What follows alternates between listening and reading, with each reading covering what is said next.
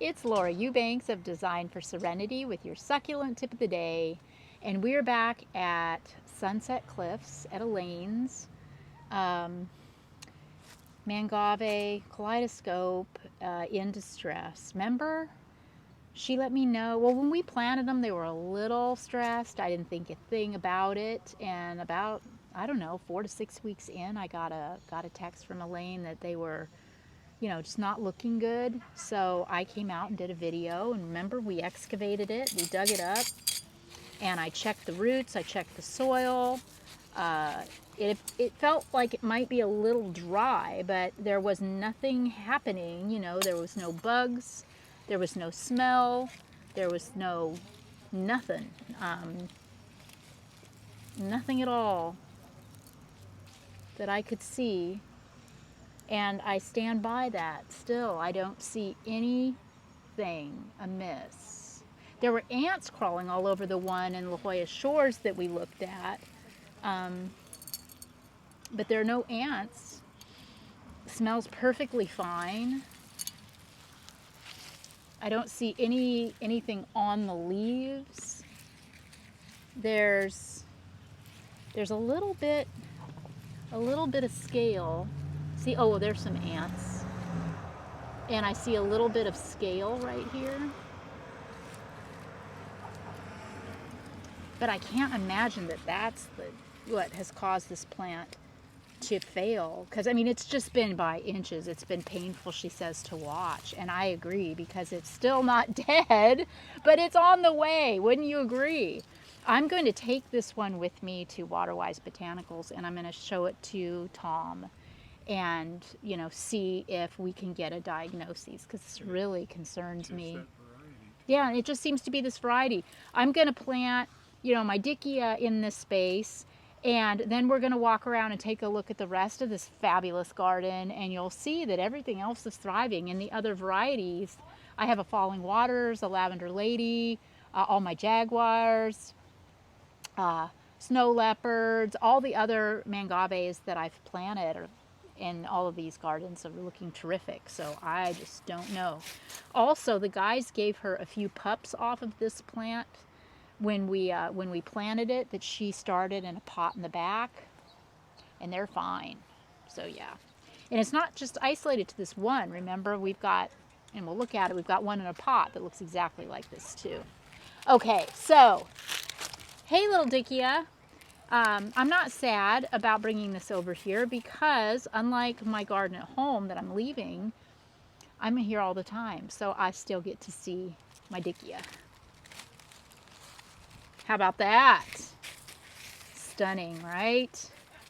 So pretty. This is going to be such a happy plant right here in this spot. Okay, so moving on over here, maybe you'll want to take the sidewalk, Greg.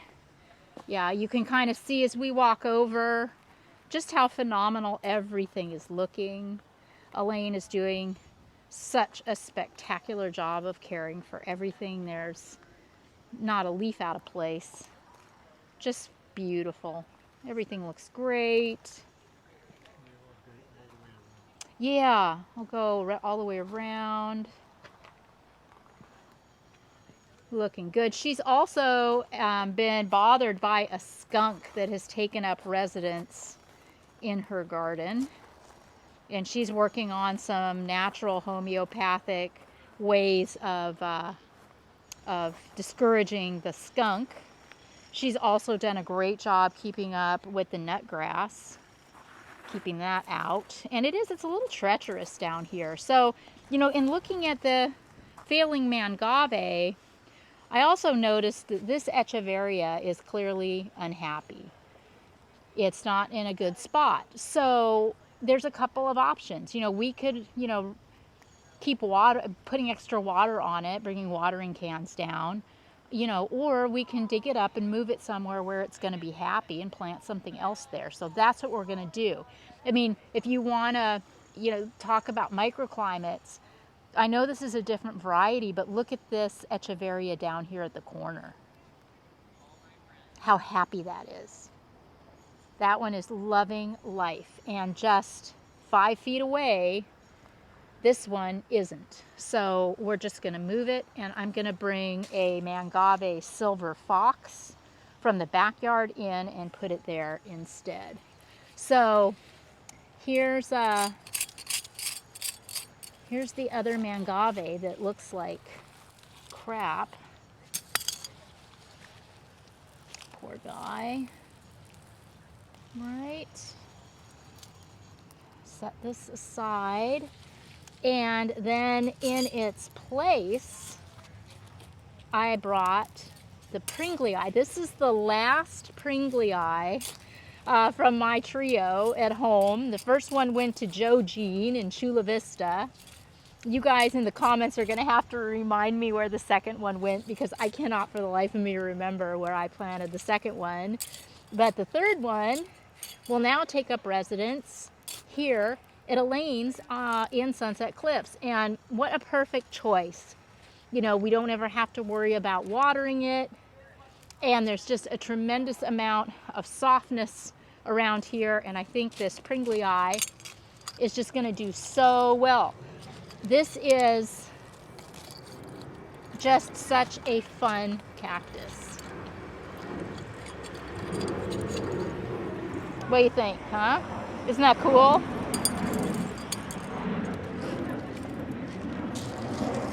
All right, so you go ahead and backfill it. It's not a bad idea to give your cactus a little water in the summer months. It helps keep them healthy and happy, but it's not mandatory. And, oh no! Oh. And this, yeah, this particular location being so coastal, I was trying to protect all this fiberglass. It's going to get all that marine layer, all that moisture from the marine layer, and just be super happy. What do you think? Does that look all right? Yeah, you need to pull it back a little bit, because you don't want it falling over this way.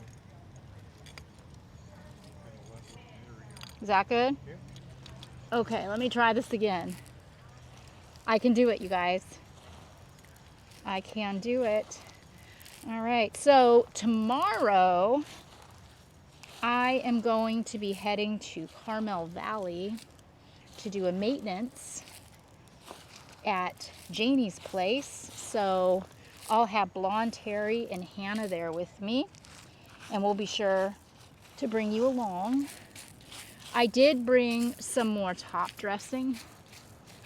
It's not, unfortunately, this beautiful color of blue, but I will be able to modify this top dressing and make it look really good. Okay, so this poor little echeveria is going to be rehomed in the back garden where it's got some shade, and I'm sure it will bounce right back because it's, you know, it's doing just fine in here, and the soil is moist, it's not dry, it just was unhappy in the microclimate provided. And that happens. So I'm thinking, you know, in this space, I didn't want anything that was going to get tall. I wanted lavender or purple color. So this mangave silver fox that I excavated from the backyard is the perfect replacement. This was growing in the back, also fully exposed in the sun. So I really think that this guy is going to be perfectly content here. I get the same bang for my buck, maybe even a better bang, because I was just thinking about what I just said and realizing how bad that sounded. Distracted. Okay, so anyway, no, better because this is a specimen plant. An echeveria, in my experience, you can get maybe, 2-3 years, good years out of them before they kind of go sideways. But this silver fox, this is a forever kind of a deal here. So I think that this is just a better choice. Out here in this front yard, I'm interested in seeing some beautiful specimens. So what do you think, Elaine? How's that? Oh, I think it's gorgeous, and I think it goes perfectly in there. She loves it, guys. Love it. Yeah, and see, it was kind of languishing in the back. Yeah, and then the new Pringly eye. So, another day saved. Oh, and you might be wondering too, as Greg was walking through and showing you the garden, and you can go ahead and show him some more, Greg, when you notice the limes, shells, casings, that was Elaine's attempt to discourage her skunk. So in case you're wondering why there are dead limes all over the succulent garden, that's why.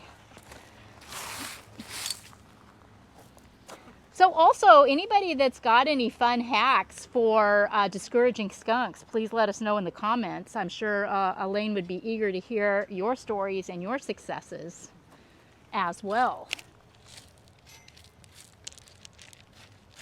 How fantastic. I love it.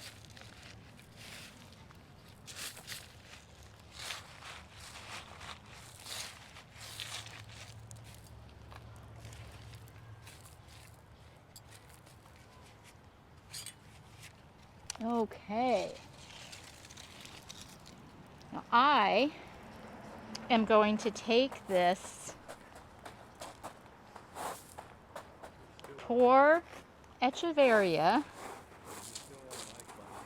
and I am going to find my way to the backyard, and we're going to find some shade for it, and all will be well. So I hope that has inspired you to think about plants in your own garden that might not be flourishing and just frankly need to be moved to a better place. This has been Laura Eubanks of Design for Serenity, reporting from Sunset Cliffs with your succulent tip of the day. Bye, guys.